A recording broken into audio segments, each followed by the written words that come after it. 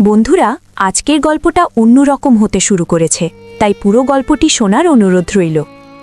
লায়লা এবং রফিকের ঘরে মাঝে মধ্যেই ঘুমাতো না। যদি 15 রাতে রফিকের ঘরে লায়লা শুতে যেত, তখন পরের দিন সকালে লায়লা কাঁদতে কাঁদতে ঘরের বাইরে বেরোতো। একদিন লায়লা ঘুমাচ্ছিল, তখনই আমি লায়লার চাদর নিয়ে রফিকের ঘরে চলে গেলাম। তারপর রফিক আমাকে লায়লা ভেবে আমার সাথে যা করল সেটা শুনে আপনার হুঁশ উড়ে যাবে। আমি যখন চোখ খুললাম, আমি লায়লাকে ফুপিয়ে ফুপিয়ে কাঁদতে দেখলাম। সে আমার বিছানার কাছে বসে খুব বাজেভাবে কাঁদছিল। নিজের মাকে এভাবে দেখে সবসময় আমার হৃদয়টা কেঁপে উঠত, কিন্তু আমি চাইলেও কখনো তাকে কিছু জিজ্ঞাসা করতে পারতাম না। কিছুদিন আগে আমি একবার লায়লাকে জিজ্ঞাসা করেছিলাম যে রফিকের ঘর থেকে তুমি যখন সকালবেলা বেরো, তুমি এত কাঁদো কেন? তখন লায়লা কোনো উত্তর দেয়নি আর আমাকে বকা দিয়েছিল। লায়লা যখনই তার ঘর থেকে বেরোতো, লায়লার মুখ বড় অদ্ভুত হয়ে থাকত। তার এলোমেলো হয়ে যাওয়া চুল আর পুরনো কাপড় একটা অদ্ভুত বাধ্যবাধকতার গল্প বলে যেত, যেন এই ঘটনা কয়েক বছর আগে থেকেই শুরু হয়েছিল। আর যত আমার জ্ঞান হচ্ছিল, আমার কাছে সবকিছু অদ্ভুত লাগতে লাগছিল। আচমকা মনে হচ্ছিল আমার ভিতরে কি একটা তৈরি হয়ে গিয়েছিল, যে আমার বাপে আমার মায়ের সাথে আসলে রাগ ব্যবহার কি করে। এই প্রশ্নটা আমাকে অস্থির করে দিয়েছিল। আমি 15 বছরের হয়ে গিয়েছিলাম।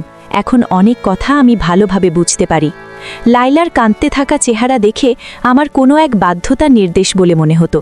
কিন্তু অদ্ভুত ঘটনা তো এটা, যখন লায়লা ওই ঘর থেকে বেরোয় সে কাঁদতে থাকে, আর রফিক যখন ঘর থেকে বেরোয় তখন তার চেহারায় একটা অদ্ভুত হাসি থাকে। তাকে দেখে এরকম মনে হয় যেন সে একদম যুবক।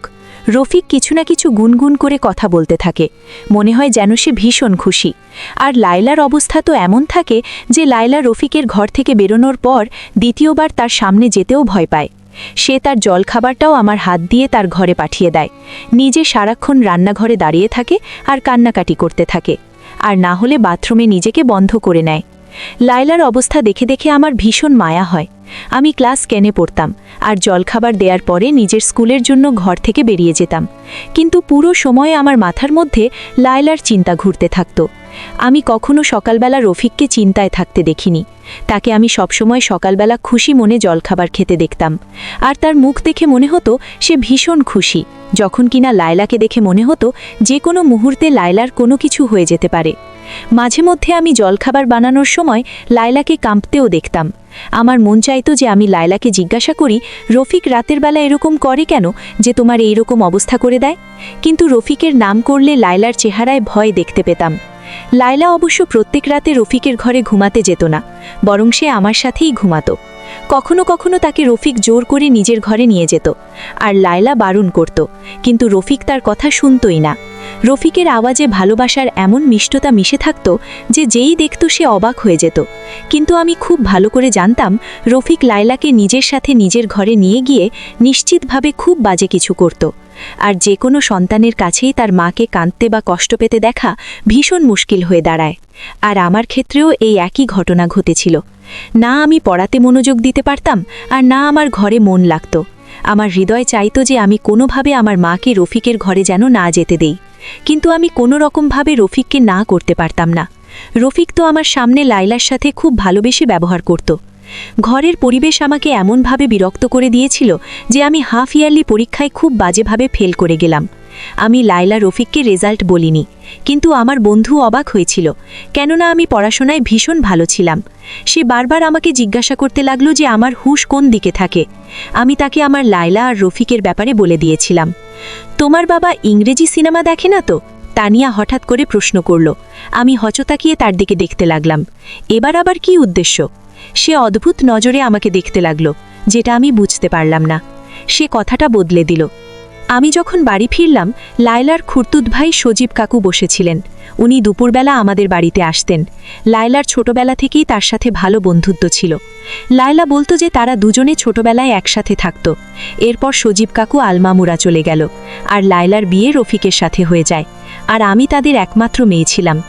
কয়েক বছর আগেও বোধহয় সবকিছু ঠিক ছিল, নাকি আমি নিজে ছোট ছিলাম আর অবুঝ ছিলাম। কিন্তু কয়েক বছর ধরে আমার লায়লার অবস্থা খুব ভালোভাবে আমি বুঝতে শুরু করি। আমি জেনে গিয়েছিলাম যে আমার রফিক ভালো লোক ছিল না, আর সেটাই আমার লায়লার কষ্টের কারণ। আর এই ব্যাপারটা আমার মনে নিজের বাবার জন্য শত্রুতা উৎপন্ন করেছিল। সজীব কাকুর সাথে আমার লায়লার খুব ভালো বন্ধুত্ব ছিল। উনি কয়েক বছর আগেই পর্বতিয়ায় ফেরত আসেন, আর লায়লার সাথে দেখা করতে মাঝে মধ্যেই আসতেন। কিন্তু তার আশা লায়লার ঠিক পছন্দ ছিল না। সজীব কাকুর যাবার পর মাঝে মধ্যেই আমায় বলতো, তোমার বাবা যদি জানতে পারে যে সজীব মাঝে মধ্যেই দেখা করতে আসে তাহলে খুব খারাপ হবে। আমি লায়লাকে সান্ত্বনা দিতাম যে রফিক কি করে জানবে, রফিক তো সকালবেলা কাজে চলে যায় আর রাতের বেলাতেই বাড়ি ফেরে। আমার তো সজীব কাকুকে খুব ভালো লাগতো, সে সবসময় আসতো আর লায়লার মুড ভালো করে চলে যেত। রফিকের রোজগার এত কম ছিল যে সংসার চালানো মুশকিল হয়ে গিয়েছিল। লায়লা না জানি কিভাবে রফিকের মতো ভয়ঙ্কর লোকের সাথে জীবন কাটিয়ে দিল। রাতের বেলা আমি নিজের আর লায়লার বিছানা পাতলাম, আর লায়লার সাথে চোখ বন্ধ করে শুয়ে পড়লাম। কিছুক্ষণের মধ্যে লায়লা আমার ঘরে আসলো। লায়লা আমার সাথে ঘুমাবে বলেই আমার পাশে শুয়েছিল। রফিক তাকে নিজের সাথে যেতে বলায় লায়লা আস্তে করে বারণ করে দিল। আমি নিজের চোখ খুলিনি, আমি শুনতে চাইছিলাম যে রফিক লায়লাকে কি বলে। চলো না নুসরাত, আমি তোমাকে একটুও বিরক্ত করব না, কথা দিলাম। রফিকের কথা আমার কানে পৌঁছল, যার মধ্যে ভালোবাসার নিশ্চয়তা ছিল।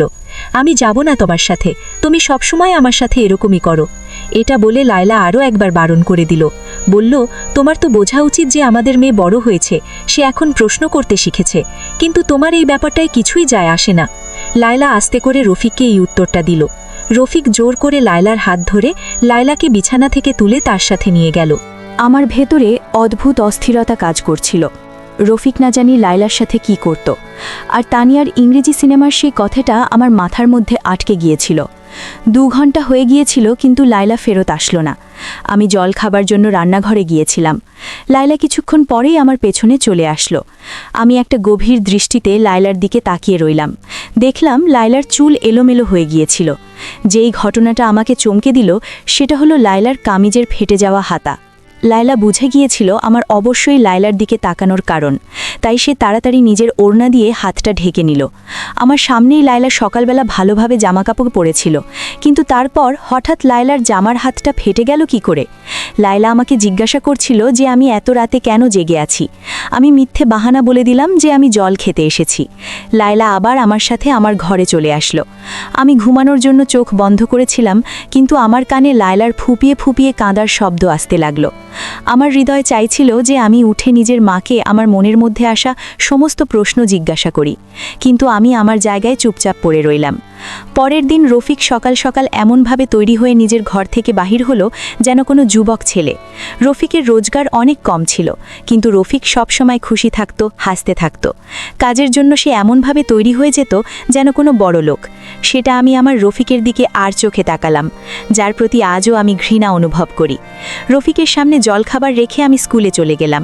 সারাদিন স্কুলে বসে আমার মাথার মধ্যে লায়লার ফেটে যাওয়া সালোয়ার কামিজের হাতের কথা মনে পড়ছিল। স্কুল থেকে যখন ফেরত আসলাম আমি সজীব কাকুকে দেখতে পেলাম। আমাকে দেখতে পেয়ে উনি আমাকে নিজের গাড়ির মধ্যে বসিয়ে দিলেন। আমি কিছু না ভেবে চিন্তেই তার গাড়ির মধ্যে বসে পড়লাম।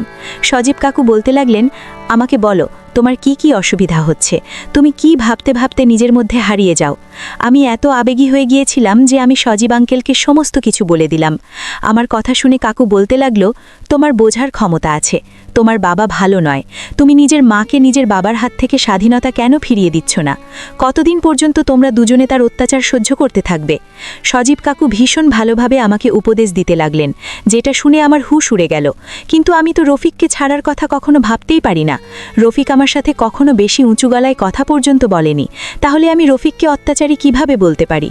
আমি তো এটাও জানতাম না যে বন্ধ দরজার ভেতরে লায়লা আর রফিকের মধ্যে কি চলে। আমি চিন্তার সমুদ্রে ডুবে গেলাম। অনেক ভাবার পরেও আমি এমন কিছু রফিকের মধ্যে পেলাম না যার জন্য আমি তাকে অত্যাচারী ভাবতে পারি। কিন্তু আমার লায়লার যন্ত্রণা আর চোখে জল রফিককে অত্যাচার অত্যাচারী প্রমাণ করতে পারে। সজীব কাকু আমাকে স্কুল থেকে ঘরে নিয়ে চলে আসলেন আর নিজেও ঘরের ভেতরে আসলেন। লায়লা আমাদের দুজনকে দেখে খুশি হয়ে গেল, আমাদের জন্য তাড়াতাড়ি খাবার নিয়ে আসলো। আমি অনেক ক্লান্ত হয়ে গিয়েছিলাম, এই জন্য শোবার জন্য নিজের ঘরে চলে গেলাম। সজীব কাকু লায়লার কাছে বসে রইলেন, কিন্তু আমার ঘুম পাচ্ছিল না। আমি পুরো সময় সজীব কাকুর কথা ভাবতে লাগলাম। রফিকের ঘরে যাবার পর লায়লার 3 দিন হয়ে গিয়েছিল, আর গত 3 দিন ধরে লায়লা আমার ঘরেই ঘুমাচ্ছিল। লায়লা যখন আমার পাশে থাকে তখন খুব ভালো থাকে আর একদম চিন্তাবিহীন থাকে। রফিকের কাণ্ডকারখানা তো সবসময় একরকম থাকে না। যখনই সে লায়লাকে নিজের ঘরে নিয়ে যায় তখন থেকে সে একটু বেশি খুশি থাকে।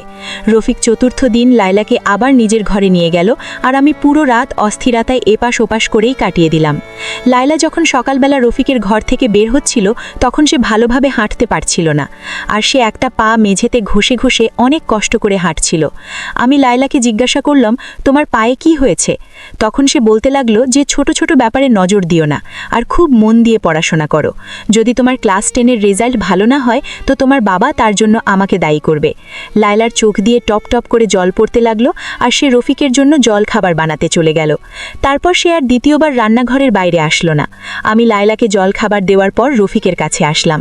যখন তাকে জল খাবার দিলাম তখন রফিক আমাকে আমার পড়াশোনার ব্যাপারে জিজ্ঞাসা করতে লাগলো। রফিকের কথায় এত মধু ছিল যে রফিকের এই দ্বিমুখী মনোভাব দেখে আমি তো অবাক হয়ে গিয়েছিলাম। রফিক কখনোই শক্ত মেজাজের বা অত্যাচারী বলে মনে হতো না, অথচ লায়লার অবস্থা চিৎকার করে করে রফিকের অত্যাচারের কথা শোনাতে চাইতো। আমি রফিককে জল খাবার দিতেই রফিক আমাকে আমার পড়ার ব্যাপারে জিজ্ঞাসা করতে লাগলো। আমি রফিককে বললাম, লায়লাকে ছাড়া আমার রাতে ঘুম আসে না, সে লায়লাকে নিজের ঘরে রাতে ডেকে নেয়। আমার কথা শুনে রফিক হাসতে লাগলো আর বলতে লাগলো, আমি তো কখনো কখনো তোমার মাকে নিজের কাছে ডাকি, আমারও তো তোমার মায়ের উপর অধিকার আছে, আমিও তো তাকে অনেক ভালোবাসি। রফিকের কথা শুনে আমার রক্ত গরম হয়ে উঠল, কেননা তার ভালোবাসার উদাহরণ বা ফলাফল আমি প্রায় দিনই দেখতে পেতাম।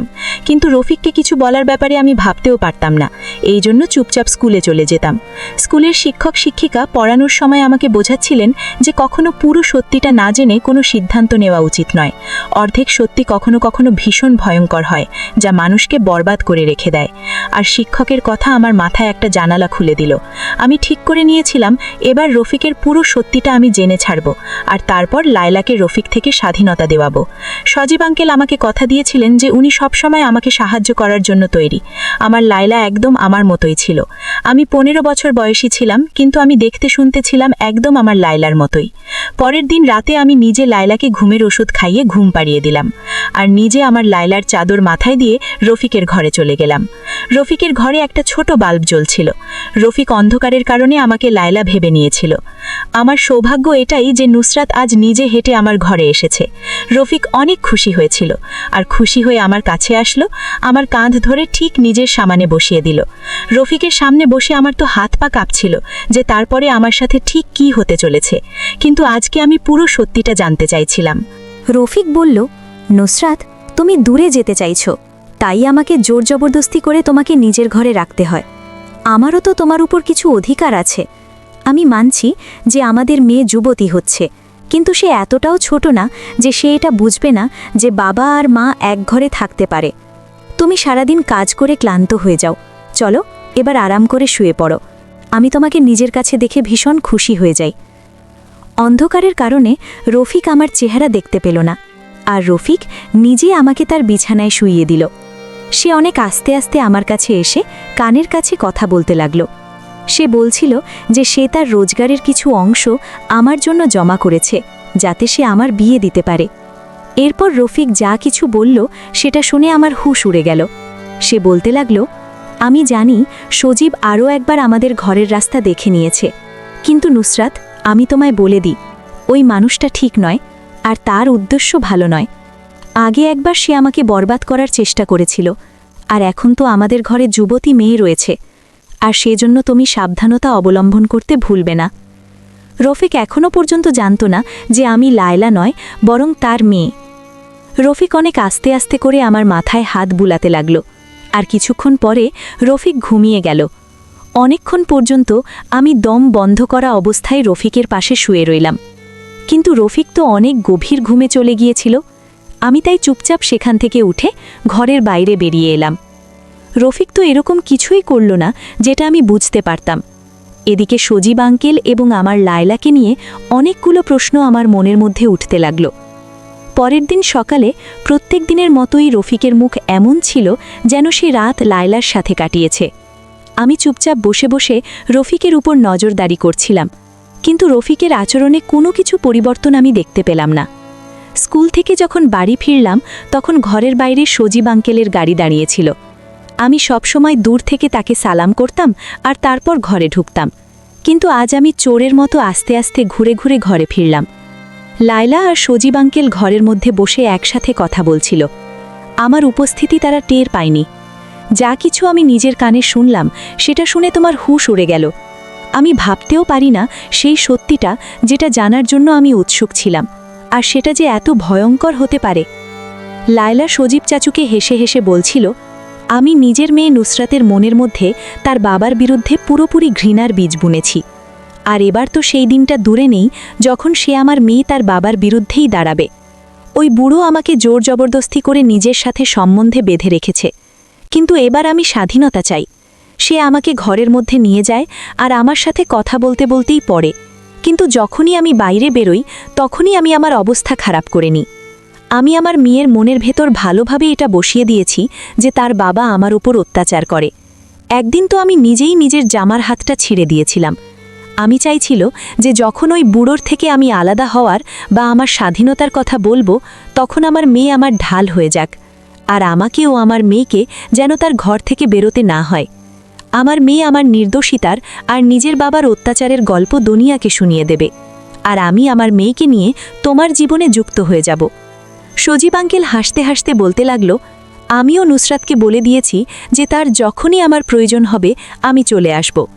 লায়লা সজীব আঙ্কেলকে বলতে লাগল, প্রথমবারের মতো তুমি আমার সাথে বিশ্বাসঘাতকতা করো না যেন। আগেও তুমি একবার আমাকে মাঝ রাস্তায় ছেড়ে চলে গিয়েছিলে। সেই সময় আমার স্বামী আমাকে আপন করে নিয়ে।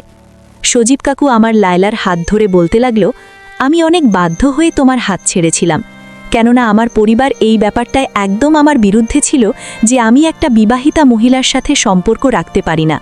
কিন্তু এখন আমাকে আটকানোর মতো কেউ নেই। আমি পুরো হৃদয় দিয়ে তোমাকে আর তোমার মেয়েকে আপন করে নিতে চাই। শুধুমাত্র নুসরাত যেন এই সত্যিটা না জানতে পারে যে তার বাবা অত্যাচারী নয়, বরং আমরা তাকে অত্যাচারী প্রমাণ করার জন্য উঠে পড়ে লেগেছি। একমাত্র নুসরাতই আমাদের দুজনকে এক করতে পারবে। আমি লায়লা আর সজীব কাকুকে বিশ্বাস করিয়ে দিলাম যে সব কিছু আগের মতোই যেমন চলছিল সেরকমই চলতে থাকছে, আর তারা যেমন চাইছিল ঠিক তেমনই হবে। তারা দুজন হাসতে হাসতে ক্লান্ত হয়ে গিয়েছিল, আর আমার পায়ের তলা থেকে মাটি সরে যাচ্ছিল। আমার লায়লা শুধু আমাকেই না, আমার রফিককেও পুরোপুরি ধোঁকা দিচ্ছিল, আর সে আমার রফিকের ঘরে বসে অন্য একটা লোকের সাথে মিলে একটা নতুন সম্পর্কের কথা বলছিল। আমার রফিকের কথা মনে পড়ে গেল যে সজীব আঙ্কেল প্রথমেও আমাদের পরিবার নষ্ট করার চেষ্টা করেছিল। আমি অনেক কিছু জেনে ফেলেছিলাম, এই জন্য ঘরের ভেতর আমি প্রবেশ করলাম। আমাকে দেখে লায়লা আর সজীব কাকু চমকে উঠল, কিন্তু কিছুক্ষণের মধ্যেই তারা নিজেদের আবেগের ওপর নিয়ন্ত্রণ করে ফেলেছিল। কাকু আমার দিকে চকলেট দিতে আসলে আমি চকলেট নেয়ার বদলে লায়লার মুখের দিকে তাকালাম, আর খুব শক্তভাবে লায়লাকে জিজ্ঞাসা করলাম, তোমাকে আমায় বলতে হবে যে রফিকের সাথে তোমার কি সমস্যা। লায়লা জেনে গিয়েছিল যে তাদের মিথ্যে রহস্য খুলে গিয়েছে, এই জন্য বিনা লজ্জায় লায়লা আমাকে সব সত্যি বলে দিল। লায়লা বিয়ের আগে আঙ্কেলকে ভালোবাসত, কিন্তু সজীব কাকু তাকে বিয়ে করার বদলে আল মামুরাতে গিয়ে চাকরি করতে লেগেছিল, আর লায়লার ভালোবাসা ছেড়ে নিজের ক্যারিয়ার বেছে নিয়েছিল। ছোটবেলার ভালোবাসার রং কাঁচা হলো না, আর এভাবে লায়লার সজীব কাকুর ভালোবাসার রং বসে গিয়েছিল। লায়লার পরিবার লায়লার জন্য রফিককে পছন্দ করে নিয়েছিল। লায়লা যুবতী আর খুব সুন্দর ছিল, যখন কিনা রফিকের বয়স তার থেকে 10 বছর বেশি ছিল, আর রফিক ছিল শ্যামলা বর্ণের মানুষ, যখন কিনা সজীব কাকু ছিল ফর্সা আর সুন্দর। লায়লার জন্য রফিকের সম্বন্ধ পরিবারের ইচ্ছায় হয়েছিল, আর লায়লা নিজের পরিবারের জোর জবরদস্তিতে রফিককে বিয়ে করে নেয়, কিন্তু সে কখনো রফিককে থেকে আপন করতে পারেনি। জোর জবরদস্তির এই সম্বন্ধ লায়লার জন্য একটা বোঝার মতো ছিল, কিন্তু লায়লা এই সম্পর্ককে কোনো রকমভাবে চালিয়ে নিচ্ছিল। আর ঠিক তখনই বিয়ের 1 বছর পর লায়লার কোলে আমি আসি। লায়লার বিয়ে হয়ে 8 বছর হয়ে গিয়েছিল, আর সজীব কাকু যখন আলমামুরা থেকে কিছুদিনের জন্য এখানে ফিরেছিল তার হৃদয়ে লায়লাকে দেখে আরও একবার আবেগ জেগে উঠল। লায়লাও নিজের ছোটবেলার ভালোবাসার ওপর নিয়ন্ত্রণ না করতে পেরে, নিজের আবেগকে ধরে রাখতে না পেরে বাধ্য হয়ে সজীব কাকুর সাথে লুকিয়ে লুকিয়ে দেখা করতে লাগল। কিন্তু কিছুদিনের মধ্যেই এই ব্যাপারটা লায়লার পরিবারের একজন জানতে পারে, আর সে পুরো পরিবারের মধ্যে লায়লার সম্মান নিয়ে বাজে বাজে কথা বলা শুরু করে। রফিক লায়লাকে সত্যিকারের ভালোবাসত, এই জন্য সে লায়লাকে বদনামির হাত থেকে বাঁচিয়ে নিয়েছিল আর সমস্ত কথাগুলোকে মিথ্যে প্রমাণ করেছিল। যখন রফিক লায়লার সঙ্গ দিয়েছিল তখন পুরো পরিবার নিজে নিজেই চুপ করে গিয়েছিল। সেই মহিলা যে কিনা লায়লাকে বদনাম করতে চেয়েছিল সে কিছুই করতে পারল না। লায়লার কিন্তু সে সজীব কাকুকে জোর জবরদস্তি করে ফেরত পাঠিয়ে দিয়েছিল। ভালোবাসার যুদ্ধ মতো হয়ে গিয়েছিল। বন্ধুরা, প্রতিদিন এরকম গল্প পেতে চ্যানেলটি সাবস্ক্রাইব করে আমাদের সাথেই থাকুন।